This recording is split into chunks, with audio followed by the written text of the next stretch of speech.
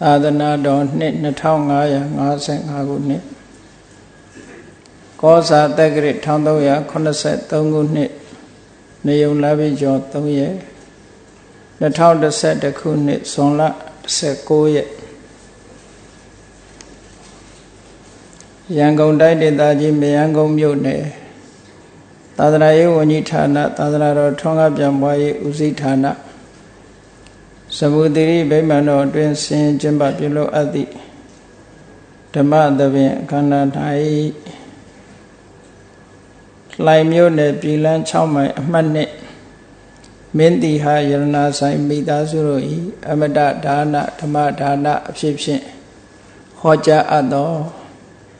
စိတ်ဤအနှောင်အဖွဲ့များတရားဒေသနာတော်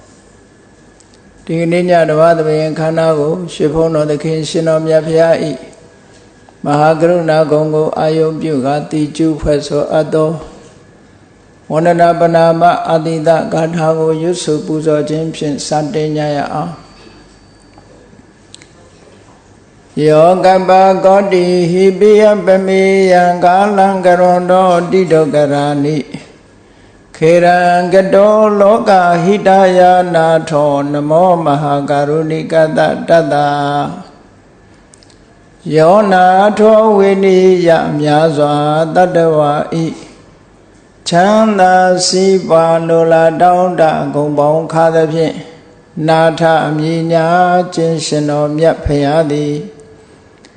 ကပ္ပကောတိဟိပိဂရေကဘာအရေးအတွက်သင်္ချာတော်ဖြင့်တော်လဲအဘယ်မေယံရည်တဲ့တိုင်းတာဖော်ပြခြင်းငါမစွမ်းနိုင်ပါသောကာလံလေးအသင်ချေသိမ့်နေကဘာရှိကြသောကာလပတ်လုံးလောကဟိတယတတလောကဤအကျိုးစီးပွားအလုံးငါ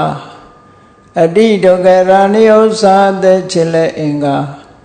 မေတ္တာကြီးမှသမိတာနှင့်တထာဇနီစွန်ခြင်းကြီးဟုကျက်တိထဘွယ်90အစုအလွန်ခဲရင်တော်မူတော်ကိုကရွန်တော်ဘုရားဖြစ်ရန်ဤတန်ကြုတ်ကုတ်အာထုတ်တော်မူရသည်ဖြစ်၍ခေရန်လက်ချေမျက်လုံးအသက်ဆုံးရဲ့နှလုံးစိတ်ဝံကိုရောဤပင်မခြင်းသို့ကတောဘဝတဏ္ဍကျိန်ဖန်များစွာရောက်တော်မူခဲ့ရရှာလိပြီမဟာကရုဏီကတတတ္တဝါများယင်ဝေသားကဲ့သို့တနာချစ်ခင်မဟာကရုဏာရှင်ဖြစ်တော်မူသော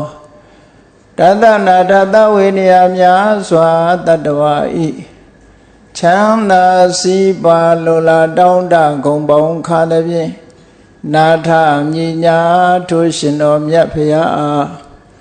နမောယတိပြောင်းပြော့မှန်ကိုလျော့၍ကရောယောကျိုးရှိခိုးခြင်းသည်အထုဘဝတုစင်စစ်မသွေဖြစ်ပါစေတည်း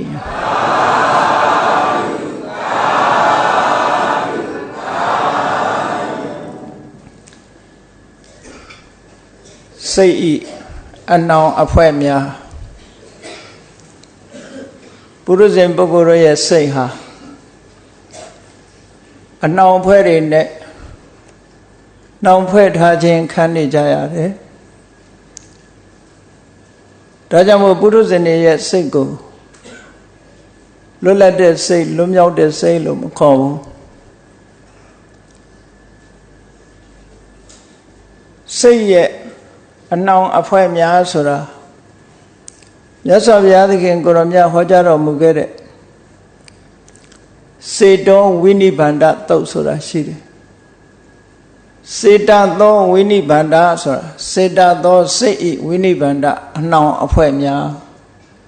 စိတ်ကိုနှောင်ဖွဲ့ထားတာစိတ်ကိုနှောင်ဖွဲ့ထားတဲ့အရာတွေများစွာရှိတော်လဲဒီနေရာမှာမြတ်စွာဘုရားကတရား5မျိုးအခြေအနေ9ရပ်ကိုသာလင်စေတောဝိနိဗ္ဗန္ဒစိတ်ရဲ့အနှောင်ဖွဲ့များလို့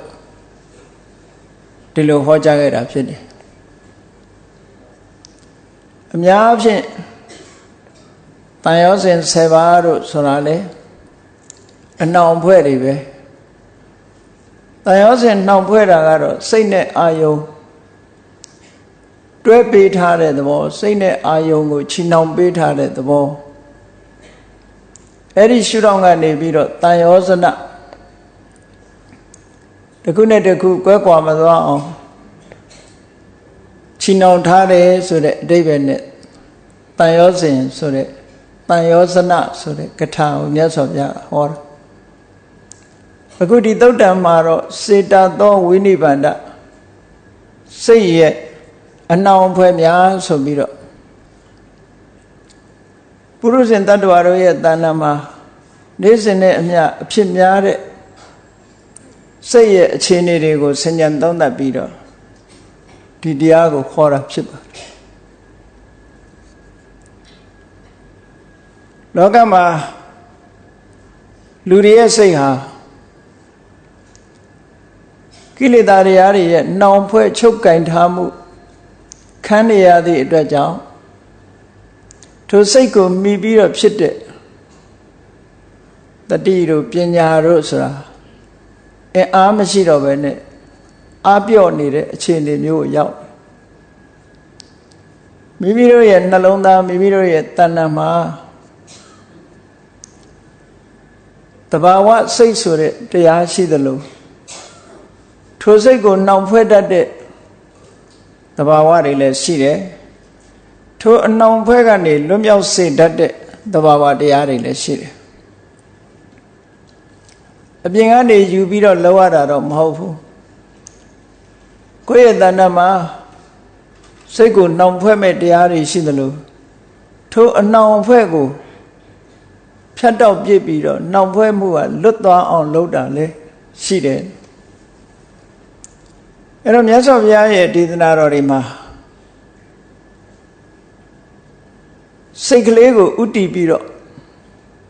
ဟောတယ်စိတ်ကလေးဥတည်ပြီးတော့ဟောတဲ့အခါ